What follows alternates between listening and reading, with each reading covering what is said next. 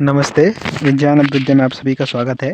जैसा कि हम आर्यभट्टीय गणित पाठ कर रहे थे, हमने काफ़ी श्लोकों को वहाँ पर देख लिया था और उनकी एप्लीकेशंस को भी देखते जा रहे हैं। तो इसी कड़ी में हम एक और श्लोक नंबर जो 15 है, इसकी कुछ एप्लीकेशंस देखने वाले हैं।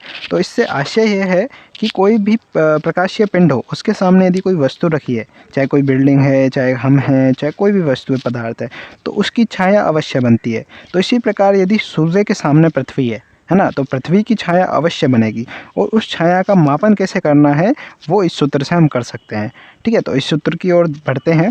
तो यहाँ पर कहा गया है शंकु स्थान और भुज स्थान। भुज स्थान मतलब जो स्रोत है प्रकाश का, है ना, जिसे दीप स्थान भी कहा जा सकता है, के अंतराल को, इन दोनों के बीच का जो अंतराल है ना, कितनी दूरी पर ये स्थित है। ठीक है, क्यों शंकु से गुणित कर, है ना। शंकु यानी क्या है, यदि हम पृथ्वी और सूर्य की बात करें तो पृथ्वी के केंद्र से परिधि तक की जो दूरी है, यानी पृथ्वी की जो त्रिज्या है, वही क्या है, शंकु है। ठीक है, कर शंकु और भुज की, है ना, और भुज क्या है, जो सूर्य की त्रिज्या है वो भुज है, उसके केंद्र से उसकी परिधि की दूरी, क्योंकि वो प्रकाश से होता है ना, क्योंकि यहाँ पर सारी बातें सापेक्षिकता में होती हैं। ठीक है, जितनी भी दूरी मापी जाती है घरों के बीच, वो उनके केंद्रों से मापी जाती हैं। तो इस तरीके से सापेक्षिकता को लेते हुए शंकु और भुज को हम निकालने वाले हैं। ठीक है, तो ये इनकी ऊंचाइयों के अंतर से भाग दे दें, है ना। तो करना क्या है, एक तो जो उन दोनों की जगहों का, यानी पृथ्वी और सूर्य के बीच की जो दूरी है उसका अंतराल, उससे गुणा किसके करना है, उसका गुणा करना है पृथ्वी की परिधि से। ठीक है, पृथ्वी की जो परिधि है उससे गुणा कर देंगे, तो उसके बाद क्या घटा देना है, सूर्य की परिधि में से पृथ्वी की जो परिधि है उसको घटाकर भाग दे देंगे, तो हमारे पास क्या आ जाएगी, पृथ्वी की छाया आ जाएगी। तो इसको हम थोड़ा सा देखने वाले हैं। तो यहाँ पर मान के चलिए कि ये हमारा सूर्य है, ये हमारी पृथ्वी है। ये क्या हो गया, हमारा भुज का स्रोत हो गया, जो दीप स्थान है, और ये क्या हो गया, जो वस्तु है जिसकी छाया बनेगी। तो यहाँ पर ये देखने वाली बात है, जो क दूरी है ना, ये क्या है, भुज है। ठीक है, और ख दूरी क्या है, ये है हमारा शंकु। ठीक है, क्योंकि केंद्रों से हर चीज़ मापी जाएगी। आप इस पूरे को शंकु नहीं लगाएंगे या पूरे को भुज नहीं लगाएंगे, केंद्र से चीज़ें मापी जाएंगी सापेक्षिकता के तौर पर, क्योंकि जो दूरी होती है घरों के बीच, वो भी उनके केंद्र बिंदु से, जिसे सेंटर ऑफ मास, द्रव्यमान केंद्र कहते हैं ना। तो उसी पिंड को, उसकी कल्पना करना कि वो सिर्फ एक उस बिंदु पर है जहाँ उसका पूरा मास, उसका पूरा द्रव्यमान केंद्रित है। ठीक है, तो ये परिकल्पना करके ही सारी गणनाएं की जाती हैं। ठीक है, तो यहाँ पर सेंटर लिया, यहाँ पर सेंटर लिया, तो ये इनके बीच की दूरी हो गई।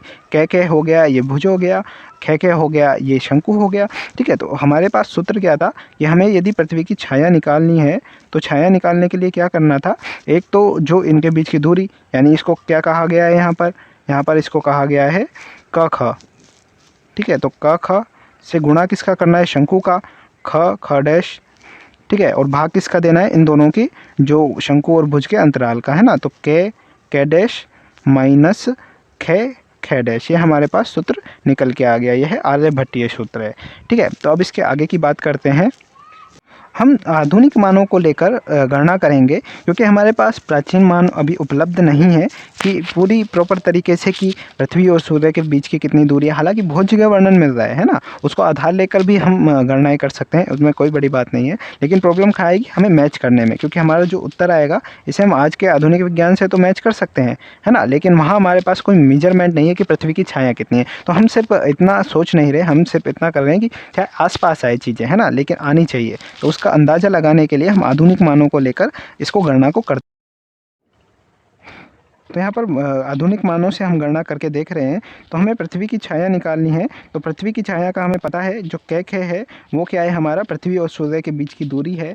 ख डैश क्या है, हमारा शंकु है ना, जिसे पृथ्वी का अर्धव्यास कहा गया है ना, त्रिज्या कही गई है। और भाग में किसको देना है, हमें क यानी जो सूर्य की त्रिज्या है, माइनस जो मतलब सूर्य की त्रिज्या यानी भुज, और ख यानी शंकु। तो हमें यदि दोनों पिंडों के अंतराल को, उनकी दूरी के अंतराल को शंकु से गुणा करके भुज में से शंकु को घटाकर भाग दें, तो हमारे पास उस पिंड की छाया आ जाएगी। तो इस सूत्र के आधार पर ये सूत्र बनता है। ये आर्यभट्टीय सूत्र है ना, इसमें कोई डाउट नहीं, उन्होंने ही ये सूत्र दिया है ना। तो हम यहाँ आधुनिक मानों को देख रहे हैं। तो आधुनिक मानों को आप देख सकते हैं कि जो क है, यानी क क्या चीज़ है, पृथ्वी और सूर्य के बीच की दूरी, उसे आधुनिक मान उसका 148.19 मिलियन किलोमीटर है। ठीक है, 148.19 मिलियन किलोमीटर। और जो पृथ्वी की त्रिज्या है 6373 है, और उसमें भाग दे दिया किसका, जो सूर्य की त्रिज्या है। ठीक है, सूर्य की त्रिज्या में से इसको घटा दिया। 6,95,700 में से 6373 को हमने घटा दिया। तो आप इसको मान को देखिए कि यहाँ पर हमने लिया 148.19 मिलियन किलोमीटर, ठीक है, गुणा किया इसका 6373 किलोमीटर से, ठीक है, जो आया उसमें भाग दे दिया, इनके अंतराल का कितना आया 68, 93, 27, ठीक है। तो मान कितना आया 1.37, क्योंकि मिलियन हमने खोला नहीं था तो मिलियन सीधा की सीधा आ गया, तो 1.37 मिलियन किलोमीटर। यह अपने आप में चौंका देने वाली गणना है, अपने आप में चौंका देने वाली है। चौंकाने वाला क्या है वो देखते हैं।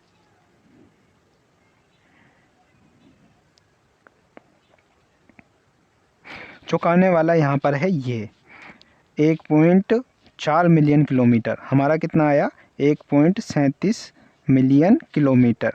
तो 1.37 मिलियन किलोमीटर, और इसको ही यहाँ पर 1.4 जो 7 है उसको बढ़ाकर 4 भी लिख सकते हैं। गणनाएं हैं, समझ रहे हैं आप, आसपास की चीज़ें लिखते हैं, ये बिल्कुल एग्जैक्ट नहीं लिख रहे होंगे, ये भी आसपास का लिख रहे होंगे, ठीक है। तो यहाँ पर हमारे पास बहुत एग्जैक्ट गणना है 1.37 मिलियन किलोमीटर। तो पृथ्वी की जो छाया है सूर्य के कारण वो कितनी है 1.37 मिलियन किलोमीटर। बहुत कमाल की गणना है अपने आप में। लेकिन एक चीज़ आप स्पष्ट रखें कि पृथ्वी के बाहर अंतरिक्ष है, अंतरिक्ष में छाया नहीं होती है ना। उस दृष्टिकोण से आप देखें कि हो सकता है यदि कोई पिंड उनके रास्ते में आए तो वहाँ पर वो छाया दिख जाए, है ना, तो ऐसा हो सकता है। वैसे गणना के लिए इंटरेस्टिंग है कि ऐसी ऐसी गणनाएं हमारे पास उपलब्ध है। हमने सिर्फ पृथ्वी और सूर्य को लेकर किया, आप कुछ को भी लेकर कर सकते हैं, है ना, ये आपकी इच्छा है। बहुत सारे जो प्रकाश वाले नियम आते हैं, है ना, जो फिजिक्स में प्रकाश वाले नियम आते हैं, वहाँ पर भी ये गणनाएं होती हैं, वहाँ अलग तरीके से करते होंगे, या फिर हो सकता है कई जगह ऐसा मेरे को लगता है कि यहाँ से भी लिया गया हो, है ना, कई चीज़ें समान देखने को मिलती हैं। तो इस तरीके से आप कोशिश करते रहें, अलग अलग चीज़ों की निकालें वो, और प्रयोग करें और कमेंट करें यदि आपके पास भी ऐसा कोई अच्छा सा प्रयोग है। तो इस आर्यभट्टीय कमाल की गणनाओं से युक्त है जो ये आर्यभट्टीय है, इसका आप प्रचार प्रसार करें, इसके महात्म्य को फैलाएं, है ना। आप देखिए कितनी हमने शानदार गणनाएं की, और ये जो गणनाएं हैं वो ये यहाँ पर सिर्फ सूत्र का महात्म्य है ना, कि भाई सूत्र दिया है हमने, क्योंकि गणनाएं तो जो हमारा मापन था वो आधुनिक की प्रयोग किया है, लेकिन हमारे पास पुराना भी डाटा उपलब्ध है, कभी भविष्य में उसके द्वारा भी हम चीज़ों को प्रूव करने की कोशिश करेंगे। जी, तो बहुत बहुत धन्यवाद।